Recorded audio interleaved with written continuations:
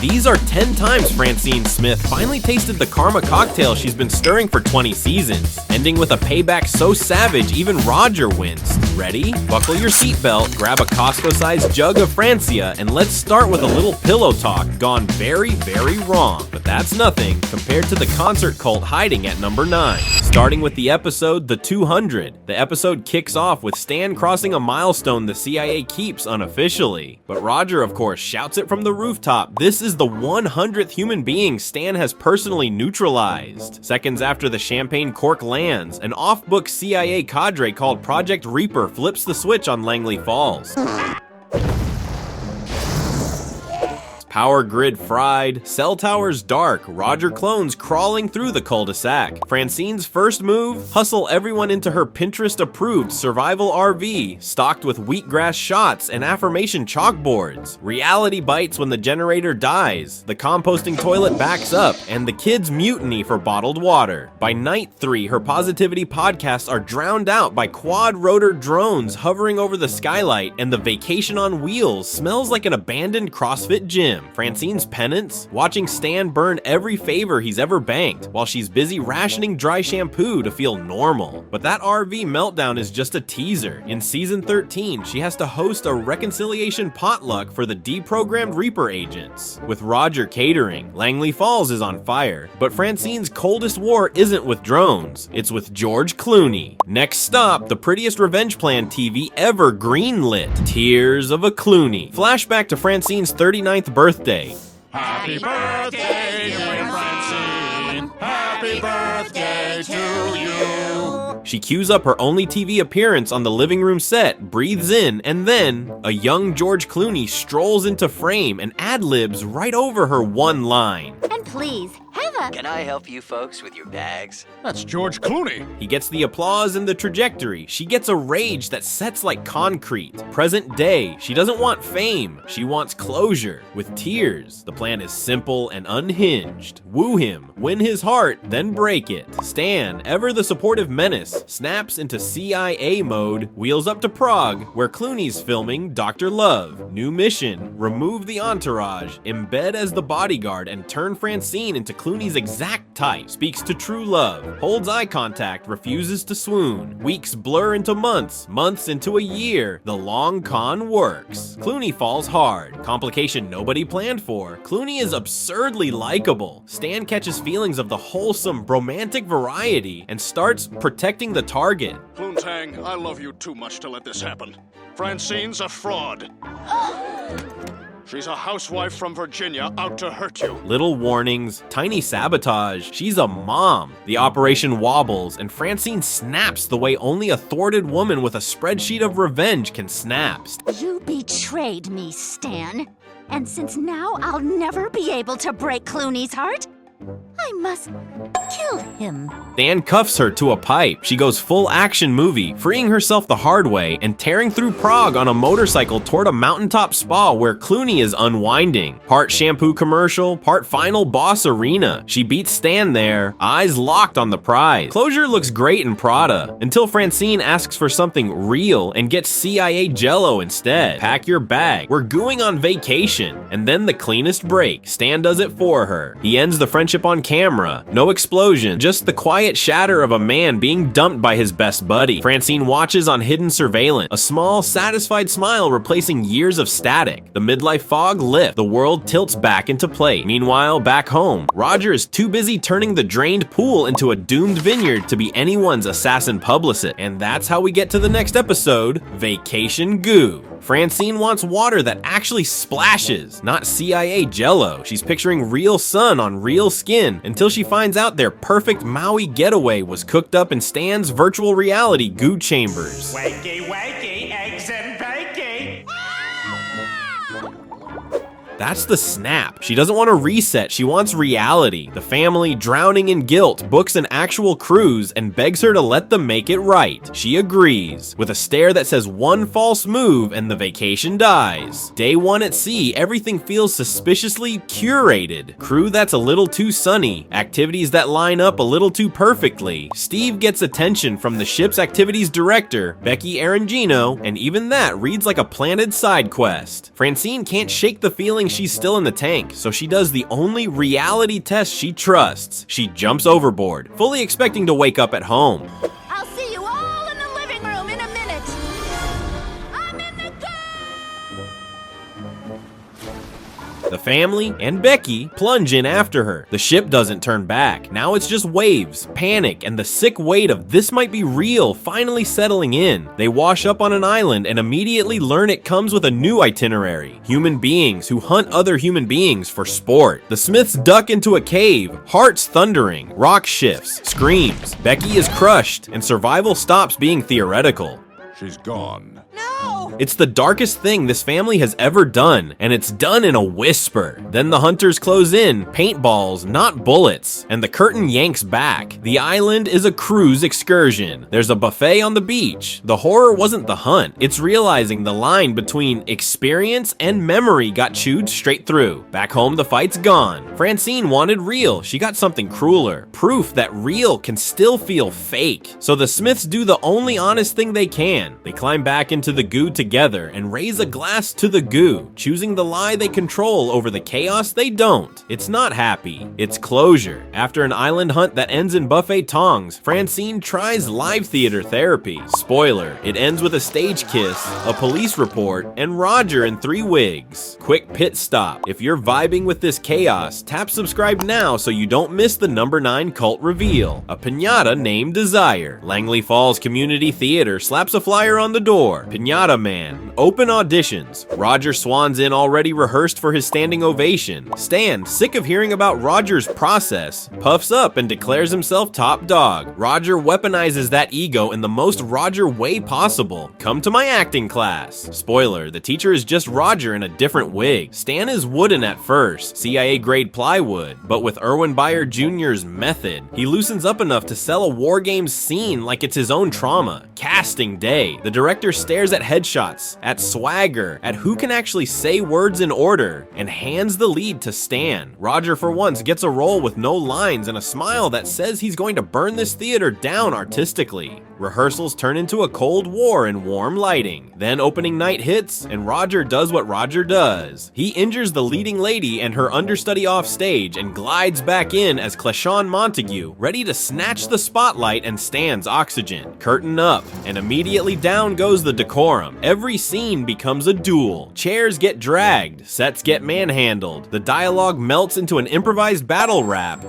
Earthquake, bake cake, flank steak, Ricky Lake. What you ladies want? Ricky Lake! And the audience watches 2 grown men try to outact, outsweat, and out-insult each other in real time. It's funny, it's feral, it's Theater Kids Thunderdome. Then comes the love scene. Roger smirks. This is where Stan always flinches, except he doesn't. Stan kisses him, clean and committed, and that single beat detonates into full-on one-upmanship. Bigger, bolder, raunchier. The orchestra stops pretending to play. Ushers forget to usher. By the time they're done acting, the cops are waiting in the wings, arrested for public indecency, on stage, in costume, still arguing about who won the scene. In the back of the squad car, they're weirdly proud of each other, comparing notes like post-game analysts. Francine just blinks. Haley doesn't. She called the sexual tension back at page 1. If you thought that kiss was the ceiling, wait till Francine hijacks Steve's big break. Time to tune up and melt down when Star Trek. Steve's garage hums like a beehive, cables, soda cans, and 4 teenagers chasing that one clean downbeat. The band is Steve and the Astonos, and their big swing is an original song set anchored by Sunset Blood, the kind of soaring hook that makes a school gym feel like an arena. Rehearsal's actually clicking, right up until their drummer Jerry gets caught doing drugs. We told you no drugs! He shrugs like that's part of the rider. The band does not. Jerry's out. Roger glides in wearing a new persona, Krispy Kreme McDonald's, because of course. I'm Krispy Kreme McDonald's. My Krispy Kreme mama got raped by my McDonald's daddy. And behind the kit, he's somehow competent, chaotic, and thirsty for the spotlight. Within a rehearsal and a half, Roger's notes turn into a coup, and Steve gets pushed out of his own band with the kind of smile that says, "It's just business." Then the universe yanks the plot into a bigger room. Stan's side hustle with a family of undocumented workers collides with INS, and he panics. "They're in Steve's band," he blurts, which is how the Smiths and the workers end up on stage at the Langley 4th of July festival as Steve and the Mexicans. No label execs, no smoke machines. Just a hot sun, a nervous PA, and one song the crew knows in English that actually fits the day. "Take Me Home, Country Roads." Country roads, take me home.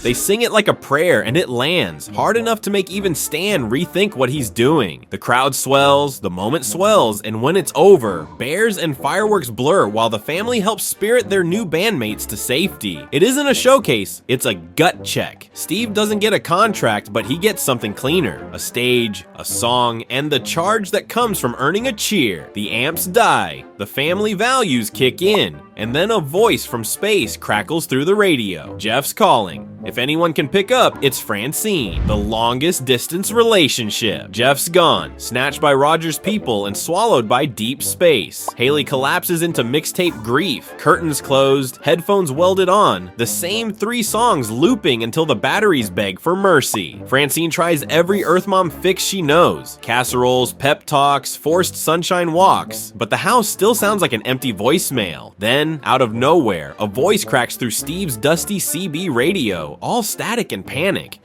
Haley? Steve thinks it's truckers playing astronaut, until the voice says, Jeff. The family mobs the set like it's life support. It's him, alive, lost on an alien ship, signal fading. He can't talk long, but he's working a plan with a fellow castaway, Sinbad, to ride a wormhole home. The transmission shreds mid-sentence, leaving the Smiths staring at their reflections in the metal and choosing between hope and heartbreak in real time. Haley chooses hope. She parks by the radio like it's church, sleeps in shifts, and treats every squawk of static like a doorbell. Days blur. A second call punches through. They found the wormhole. If the math holds, he'll be back. Everyone holds their breath so hard the house forgets to creak. And then the universe pulls a cruel math trick. The wormhole works, but the landing is 60 years off. Jeff makes it through, just too far ahead. He gets one more shaky message to Haley. He's not quitting. He's turning around, going back into space to try again until the numbers line up with now. The line dies. The room goes quiet. No invoices, no cute wrap-up, just a girl, a radio, and a promise echoing across light years that refuses to let go. Haley chooses hope. Jeff chooses a wormhole, and Francine chooses contraband Crisco. PTA night just turned felonious in Citizen Con. Next up, Citizen Con. PTA night bleeds into grocery night, where Linda Mamari does that perfect neighbor glide past the freezer aisle, and Francine spots the real social gravity in Langley Falls. The Ladybugs, a sash pin sisterhood with a fast lane lifestyle and slow motion walk. Keeping up suddenly feels like a full-time job. Then the town throws a curveball. Langley Falls bans trans fats, and every casserole, cupcake, and fun mom flex goes flavorless overnight. Stan, law and order until it hits his stomach, takes one look at the empty deep fryer and goes full outlaw, runs the county line to Chimdale, loads up on the good stuff at the country market, and starts smuggling oil back like it's liquid gold. When checkpoints pop up and a detective blockades the road, he panics and dumps the stash, only to regroup with an even dumber plan. Use Steve's bike basket and even a kindly neighbor as a mule to sneak the contraband home. It's hypocritical, it's ridiculous, and it works until it doesn't. The Ladybugs still strut, Linda still sparkles, and Francine learns the hard truth of Langley's social life. You can chase adventurous, but around here it usually tastes like illegal Crisco and consequences. Keeping up with the Ladybugs is hard. Keeping Stan's vows is harder. Next, the ugliest truth a husband can say, and the pettiest way to answer it: shallow vows. Days before renewing their vows, Francine expects romance and gets a brick to the heart. Stan admits he married her for her looks. The room stops breathing. The lace samples look suddenly stupid. Roger, in full Genie Gold wedding planner mode, is setting centerpieces while Francine's entire marriage rewrites itself in her head. So she runs a brutal experiment in plain sight. She lets herself go. No spa days, no makeup, no regimen. She pulls every beauty ripcord and free falls. It's not a gag suit, it's the real unvarnished her, and she wears it like a dare. The change is fast and obvious, and Stan, who asked for truth, has to look at it. He fails the eye test. Literally. Stan has his retinas surgically removed so he won't have to see the woman he says he loves. He shows up with bandages and apologies, promising personality over prettiness while choosing medical blackout over growth. It's shocking, petty, and perfectly Stan, but the stunt changes both of them. When the dust settles, they re-choose each other. Not the filtered wedding album version, the real version. They recommit, vows and all, and the joke lands where it should. Love is work, and shortcuts make you blind, sometimes on purpose. Stan chooses medical blackout over growth, so Francine makes him see, with help from a stadium full of true believers at number 9. 9, my morning straitjacket. Francine thinks she's buying a quiet night in.